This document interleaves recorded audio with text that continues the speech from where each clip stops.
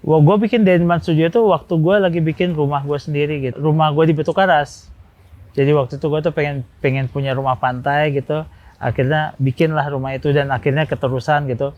Terus dibikin Denman Studio itu gara-gara banyak yang nanyain, lu bikin rumahnya sama siapa? Masa gue mau jawab sama gua gitu? Akhirnya gue bilang sama Dendi dan Darman Studio. Kan cita-citanya orang terkenal mah kan pengen jadi orang normal kan. Orang normal pengen jadi orang terkenal gitu. Pensiun yang paling enak itu menurut gua sekarang lu punya yayasan. Episode ini disponsori oleh Stuff Like This.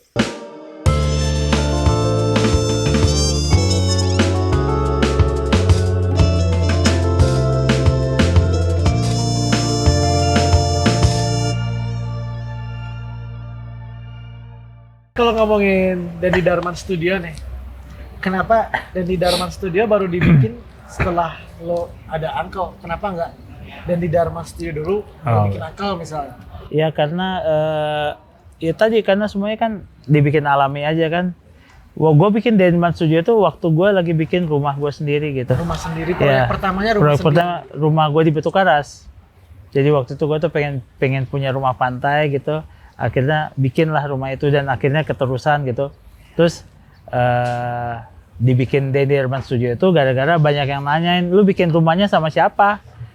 Masa gue mau jawab sama gua gitu? Akhirnya gue bilang sama Dendi dan Darman Studio. Oh gitu, siapa itu? Ya? Siapa itu? Ya lu cek aja siapa itu. Kalau dilihat-lihat kan sebenarnya kelihatannya lebih menguntungkan gitu ya. Dendi Darman Studio daripada bisnis clothing mungkin. Tapi kenapa yang terbesit clothing dulu? Nggak langsung ke sini? Karena umur gue waktu itu kayak cocok-cocoknya buat jadi desainer clothing gitu. Kayak gue merasa ini waktu yang paling cocok gitu. Kayak sebelum tidur sama sesudah gue bangun tuh, yang kepikir sama gue tuh baju gitu. Mungkin di umur segitu ya, kayak kalau ngomongin fashion, baju, semangatnya tuh 90% gitu. Kayak bikin rumah, nggak terlalu interest karena ya gue masih jarang di rumah, gue masih pengen keluar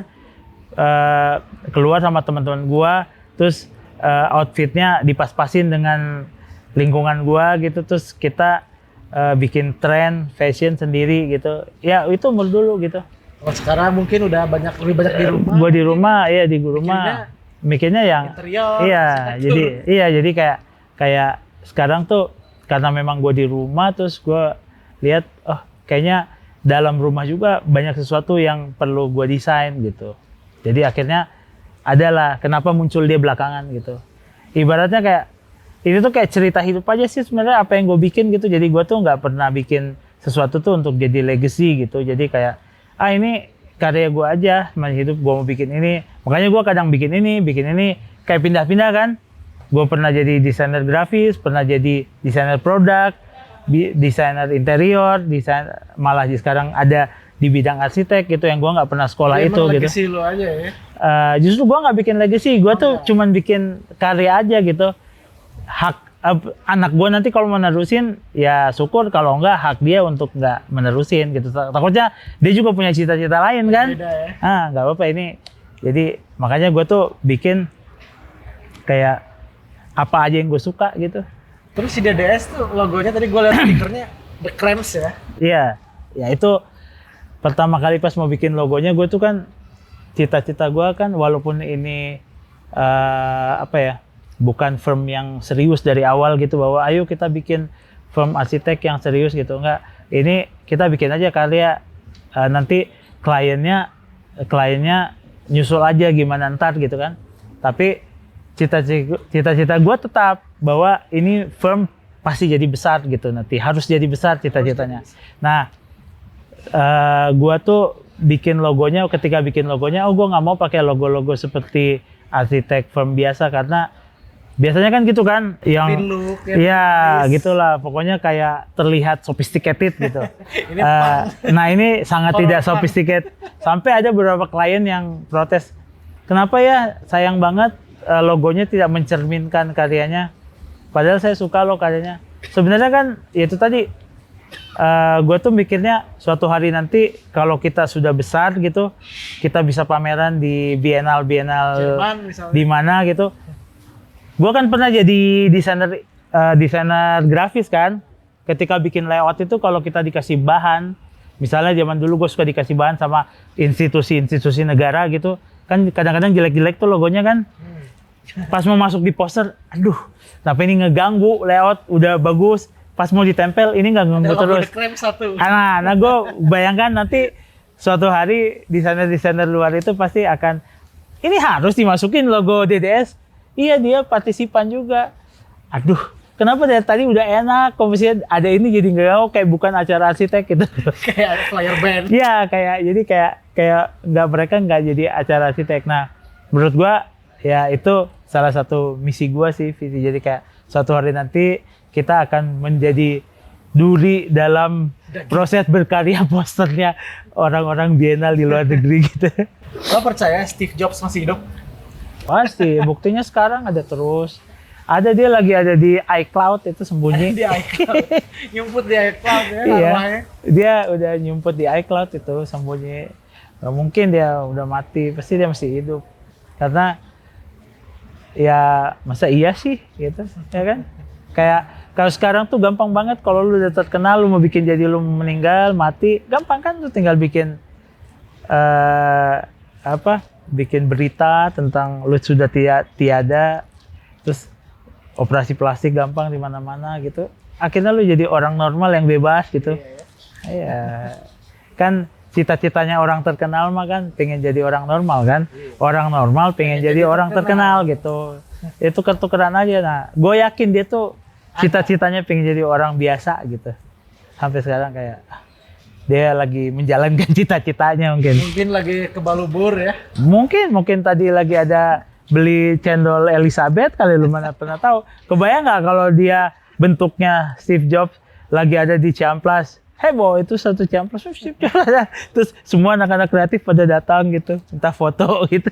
Koleksi jenglot lu udah nama belum? Sebenarnya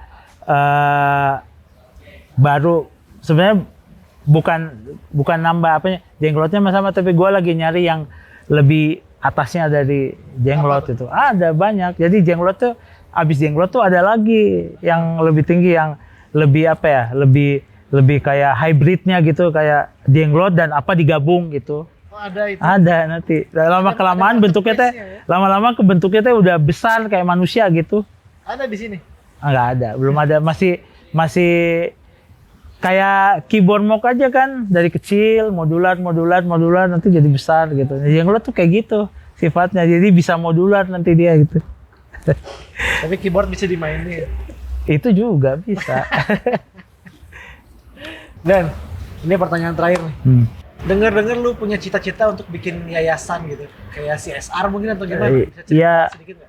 sebenarnya kan itu tadi, kalau urutan cita-cita gitu ya, sebelum lu pensiun tuh, gue tuh suka sebenarnya sama kadang-kadang suka sama movementnya Orde Baru gitu. Mereka tuh udah merencanakan hal-hal waktu tua dia. Kan gue mah dulu mah nggak hidup nggak berencana kan.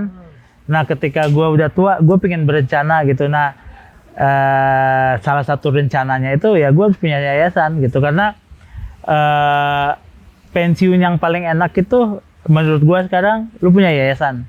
Jadi karena apalagi sih yang lu bisa lakukan kalau udah tua, gue pasti lu udah nggak terlalu pusing sama dunia, lu nggak terlalu pusing dengan benda-benda dunia, koleksi-koleksi, lu pasti udah pastilah kayak orang beli ini lu nggak tertarik gitu. Nah ya tapi kan lu harus tetap hidup, takutnya lu umur panjang gitu kan. Paling takut orang kalau dikasih umur panjang terus nggak ngapa-ngapain kan. Nah sebenarnya yayasan itu paling kompatibel kalau versi gua gitu, karena hanya memberi tak harap kembali katanya. Itu bagus buat orang tua. Oke Deden, makasih banyak waktunya ya. Sama-sama ya. Ini obrolannya. ini jurnal nih Bandung banget. Apa? Ini jurnal ininya apa namanya, harapan barunya Bandung ya, orang Bandung ya.